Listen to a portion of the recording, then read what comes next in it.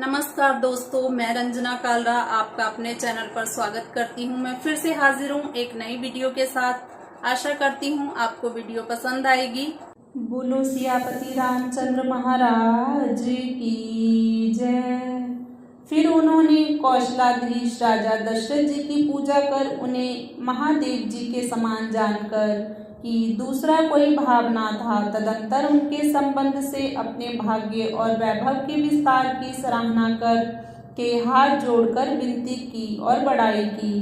राजा जनक जी ने सब बारातियों का समधी दशरथ जी के समान ही सब प्रकार से आदर पूर्वक पूजन किया और सबको उचित आसन दिया। मैं एक मुख से उस उत्साह का क्या वर्णन करूं। राजा जनक ने दान मान सम्मान विनय और उत्तम वाणी से सारी बारात का सम्मान किया।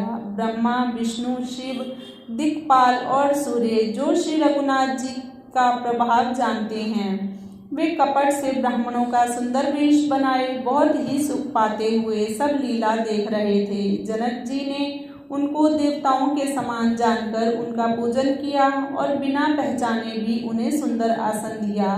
कौन किसको जाने पहचाने, सबको अपनी ही सुध भूली हुई है। आनंद कंद दूल्हा को देखकर दोनों ओर आनंदमय स्थिति हो रही है। सुजान श्री रामचंद्र जी ने देवताओं को पहचान लिया और उनकी मानसिक पूजा करके उन्हें मानसिक आसन दिए। प्रभु का शील स्वभाव देखकर देवगण मन में बहुत आनंदित हुए। श्री रामचंद्र जी के मुख रूपी चंद्रमा की छवि सभी के सुंदर नेत्र रूपी चकोर आदर पूर्वक पान कर रहे हैं। प्रेम और आनंद कम नहीं अर्थात बहुत है। समय देखकर वशिष्ठ जी ने शतानंद जी को आदर पूर्वक बुलाया। वे सुनकर आदर के साथ आए। वशिष्ठ जी ने कहा, अब जाकर राजकुमारी को शीघ्र ले आइए। मुनि की आज्ञा पाकर वे प्रसन्न होकर चले। बुद्धिमती रानी पुरोहित की वाणी सुनकर सखियों समेत बड़ी प्रसन्न हुई। ब्राह्मणों की स्त्रियों और कुल की बूढ़ी स्त्रियों को बुलाकर उन्होंने कुल रीति करके सुंदर मंगल गीत गाए। श्रेष्ठ देवांगनाएं जो सुंदर मनुष्य स्त्रियों के वेश में हैं, सभी स्वभाव से ही सुंदरी और श्यामा 16 वर्ष की अवस्था वाली हैं। उनको देखकर रनिवास की स्त्रियां सुख पाती हैं और बिना पहचान के ही वे सबको प्राणों से भी प्यारी हो रही हैं। उन्हें पार्वती, लक्ष्मी और सरस्वती के समान जानकर रानी बार बार उनका सम्मान करती हैं। सीता जी का श्रृंगार करके मंडली बनाकर प्रसन्न होकर उन्हें मंडप में ले चली। सुंदर मंगल का साज सजकर स्त्रियां और सखियां आदर सहित सीता जी को ले चली। सभी सुंदरियां 16 श्रृंगार किए हुए मतवाले हाथियों की चाल से चलने वाली हैं। उनके मनोहर गान को सुनकर मुनि ध्यान छोड़ देते हैं और कामदेव की कोयलें भी लजा जाती हैं। पायजेब, पैंजनी और सुंदर कंकण ताल की गति पर बड़े सुंदर बज रहे हैं। सहज ही सुंदरी सीता जी स्त्रियों के समूह में इस प्रकार शोभा पा रही हैं, मानो छवि रूपी ललनाओं के समूह के बीच साक्षात परम मनोहर शोभा रूपी स्त्री सुशोभित हो। सीता जी की सुंदरता का वर्णन नहीं हो सकता, क्योंकि बुद्धि बहुत छोटी है और मनोहरता बहुत बड़ी है। रूप की राशि और सब प्रकार से पवित्र सीता जी को बारातियों ने आते देखा। सभी ने उन्हें मन ही मन प्रणाम किया। श्री रामचंद्र जी को देखकर तो सभी पूर्ण काम हो गए। राजा दशरथ जी पुत्रों सहित हर्षित हुए। उनके हृदय में जितना आनंद था वह कहा नहीं जा सकता। देवता प्रणाम करके फूल बरसा रहे हैं। मंगलों की मूल मुनियों के आशीर्वादों की ध्वनि हो रही है। गानों और नगाड़ों के शब्द से बड़ा शोर मच रहा है। सभी नर नारी प्रेम और आनंद में मग्न हैं। इस प्रकार सीता जी मंडप में आई। मुनिराज बहुत ही आनंदित होकर शांति पाठ पढ़ रहे हैं।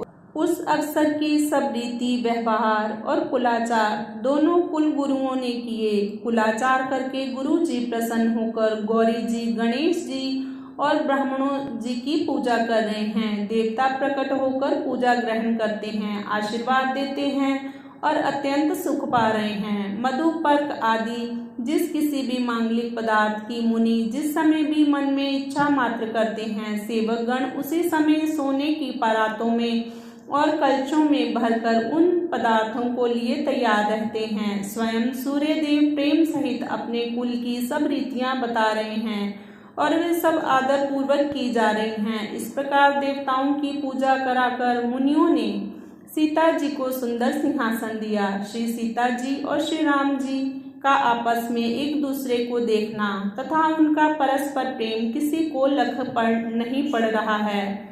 जो बात श्रेष्ठ मन, बुद्धि और वाणी से भी परे है, उसे कभी क्यों कर प्रकट करे। हवन के समय अग्निदेव शरीर धारण करके बड़े ही सुख से आहुति ग्रहण करते हैं और सारे वेद ब्राह्मण का वेश धरकर विवाह की विधियां बताए जाते हैं। जनक जी की जगत विख्यात पटरानी और सीता जी की माता का बखान तो हो ही कैसे सकता है। सुयश, सुकृत, सुख और सुंदरता सबको बटोर कर विधाता ने उन्हें संवार कर तैयार किया है। समय जानकर श्रेष्ठ मुनियों ने उनको बुलवाया। यह सुनते ही सुहागिनी स्त्रियां उन्हें आदर पूर्वक ले आईं। सुनैना जी जनक जी की बाईं ओर ऐसे सो रही हैं जैसे हिमाचल के साथ मैना जी शोभित हों। पवित्र, सुगंधित और मंगल जल से भरे सोने के कलश और मणियों की सुंदर परातें राजा और रानी ने आनंदित होकर अपने हाथों से लाकर श्री रामचंद्र जी के आगे रखी। मुनि मंगलवाणी से वेद पढ़ रहे हैं। सुअवसर जानकर आकाश से फूलों की झड़ी लग गई। दूल्हा दुल्हन को देखकर राजा रानी प्रेम मग्न हो गए और उनके पवित्र चरणों को पखारने लगे। वे श्री राम जी के चरण कमलों को पखारने लगे। प्रेम से उनके शरीर में पुलकावली छा रही है। आकाश और नगर में होने वाली गान, नगाड़े और जय जयकार की ध्वनि मानो चारों दिशाओं में उमड़ चली। जो चरण कमल कामदेव के शत्रु श्री शिव जी की हृदय रूपी सरोवर में सदा ही विराजते हैं, जिनका एक बार भी स्मरण करने से मन में निर्मलता आ जाती है और कलयुग के सारे पाप भाग बन जाते हैं, जिनका स्पर्श पाकर गौतम मुनि की स्त्री अहिल्या ने जो पापमयी थी परम गति पाई। जिन चरण कमलों का मकरंद रस गंगा जी शिव जी के मस्तक पर विराजमान है, जिसको देवता पवित्रता की सीमा बताते हैं। मुनि और योगी जन अपने मन को भौरा बनाकर जिन चरण कमलों का सेवन करके मनोवांछित गति प्राप्त करते हैं, उन्हीं चरणों को भाग्य के पात्र जनक जी धो रहे हैं। ये देखकर सब जय जयकार कर रहे हैं। दोनों कुलों के गुरुवर और कन्या की हथेलियों को मिलाकर शाखोच्चार करने लगे। पानी ग्रहण हुआ देखकर ब्रह्मा आदि देवता, मनुष्य और मुनि आनंद में भर गए। सुख के मूल दूल्हा को देखकर राजा रानी का शरीर पुलकित हो गया और हृदय आनंद से उमंग उठा। राजाओं के अलंकार स्वरूप महाराज जनक जी ने लोक और वेद की रीति को करके कन्यादान किया। जैसे हिमवान ने शिव जी को पार्वती जी और सागर ने भगवान विष्णु को लक्ष्मी जी दी, वैसे ही जनक जी ने श्री रामचंद्र जी को सीता जी समर्पित की, जिससे विश्व में सुंदर नवीन कीर्ति छा गई। विदेह कैसे विनती करें। उस सामली मूर्ति ने तो उन्हें सचमुच विदेह ही कर दिया। विधि पूर्वक हवन करके गठजोड़ की गई और भामरे होने लगी। जय ध्वनि, वंदी ध्वनि, वेद ध्वनि, मंगल गान और नगाड़ों की ध्वनि सुनकर चतुर देवगण हर्षित हो रहे हैं और कल्प वृक्ष के फूलों को बरसा रहे हैं। वर और कन्या सुंदर भामरे दे रहे हैं। सब लोग आदर पूर्वक उन्हें देखकर नेत्रों का परम लाभ ले रहे हैं। मनोहर जोड़ी का वर्णन नहीं हो सकता। जो कुछ उपमा कहूँ वही थोड़ी होगी। श्री राम जी और श्री सीता जी की सुंदर परछाई मणियों के खंभों में जगमगा रही है। जैसे कामदेव और रति बहुत से रूप धारण करके श्री राम जी के अनुपम विवाह को देख रहे हैं, उन्हें कामदेव और रति को दर्शन की लालसा और संकोच दोनों ही कम नहीं हैं, अर्थात बहुत हैं। इसलिए वे मानो बार बार प्रकट होते हैं और छिपते हैं। सब देखने वाले आनंद मग्न हो गए और जनक जी की भांति सभी अपनी सुध भूल गए। मुनियों ने आदर पूर्वक भामरे फिराई और नेक सहित सब रीतियों को पूरा किया। श्री रामचंद्र जी सीता जी के सिर में सिंदूर दे रहे हैं। यह शोभा किसी प्रकार भी कही नहीं जा सकती। मानो कमल को लाल पराग से अच्छी तरह भरकर अमृत के लोभ से सांप चंद्रमा को भूषित कर रहा है। यहाँ श्री राम जी के हाथ को कमल की, सिंदूर को पराग की, श्री राम जी की श्याम भुजा को सांप की और सीता जी के मुख को चंद्रमा की उपमा दी गई है।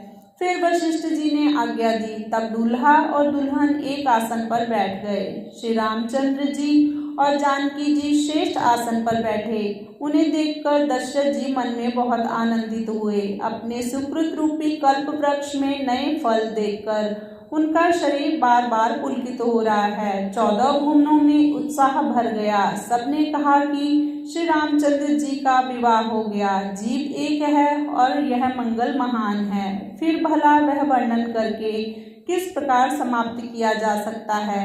तब वशिष्ठ जी की आज्ञा पाकर जनक जी ने विवाह का सामान सजाकर मांडवी जी, श्रुतकीर्ति जी और उर्मिला जी इन तीनों राजकुमारियों को बुला लिया। कुशध्वज की बड़ी कन्या मांडवी जी को, जो गुण, शील, सुख और शोभा की रूपिणी थी, राजा जनक ने प्रेम पूर्वक सब रीतियां करके भरत जी को ब्याह दिया। जानकी जी की छोटी बहन उर्मिला जी को सब सुंदरियों में शिरोमणि जानकर उस कन्या को सब प्रकार से सम्मान करके लक्ष्मण जी को ब्याह दिया।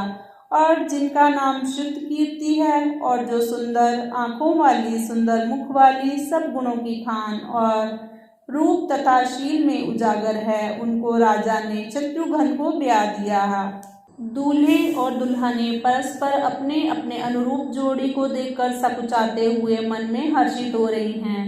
सब लोग प्रसन्न होकर उनकी सुंदरता की सराहना करते हैं और देवगण फूल बरसा रहे हैं। सभी सुंदरी दुल्हने सुंदर दुल्हों के साथ एक ही मंडप में ऐसी शोभा पा रही हैं मानो जीव के हृदय में चारों अवस्थाएं, जागृत, स्वप्न, सुषुप्ति और तुरीय, अपने चारों स्वामियों विश्व, तेजस, प्राज्ञ और ब्रह्म सहित विराजमान हूँ।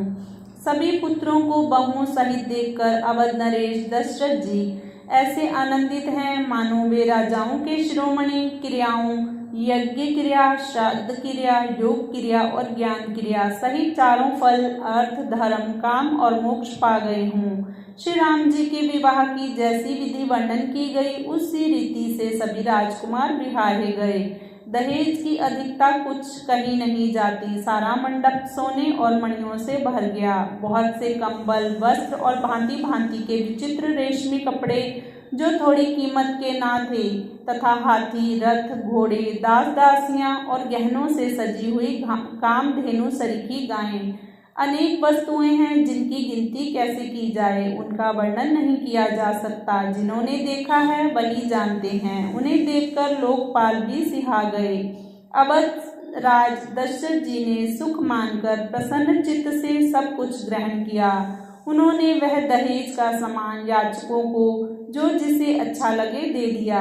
जो बच रहा वह जनवासे में चला गया। तब जनक जी हाथ जोड़कर सारी बारात का सम्मान करते हुए कोमल वाणी से बोले, आदर, दान, विनय और बड़ाई के द्वारा सारी बारात का सम्मान कर राजा जनक ने महान आनंद के साथ प्रेम पूर्वक लड़ाकर मुनियों के समूह की पूजा एवं वंदना की। सिर झुकाकर देवताओं को मनाकर राजा दशरथ हाथ जोड़कर सबसे कहने लगे कि देवता और साधु तो भाव ही चाहते हैं। क्या एक अंजलि जल देने से कहीं समुद्र संतुष्ट हो सकता है। फिर जनक जी भाई सहित हाथ जोड़कर कौशलाधीश दशरथ जी से स्नेह, शील और सुंदर प्रेम में सान कर मनोहर वचन बोले, हे राजन, आपके साथ संबंध हो जाने से अब हम सब प्रकार से बड़े हो गए। इस राजपाट सहित हम दोनों को आप बिना दाम के लिए हुए सेवक ही समझिएगा। इन लड़कियों को टहलनी मानकर नई नई दया करके पालन कीजिएगा। मैंने बड़ी डिठाई की कि आपको यहाँ बुला भेजा, अपराध क्षमा कीजिएगा। फिर सूर्यकुल के भूषण दशरथ जी ने समधी जनक जी को संपूर्ण सम्मान का निधि कर दिया। उनकी परस्पर की विनय कही नहीं जाती। दोनों के हृदय प्रेम से परिपूर्ण हैं। देवतागण फूल बरसा रहे हैं। राजा जनवासे को चले। नगाड़े की ध्वनि, जय ध्वनि और वेद की ध्वनि हो रही है। आकाश और नगर दोनों में खूब कौतूहल हो रहा है। तब मुनीश्वर की आज्ञा पाकर सुंदरी सखियां मंगल गान करती हुई दुल्हनों सहित दूल्हों को लिवाकर कोहबर को चली। सीता जी बार बार राम जी को देखती हैं और सकुचा जाती हैं, पर उनका मन नहीं सकुचाता। प्रेम के प्यासे उनके नेत्र सुंदर मछलियों की छवि को हर रहे हैं। बोलो सियापति रामचंद्र महाराज की जय।